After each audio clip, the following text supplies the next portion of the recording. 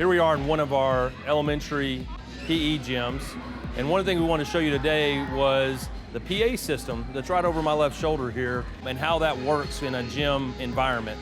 This PA system is equipped with lights as well as a visual display board that can display the messages when there's an emergency.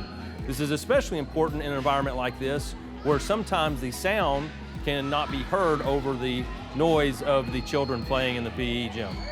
Here we are in a classroom. This happens to be a music classroom, but in all our classrooms you can see the InformaCast PA system behind me.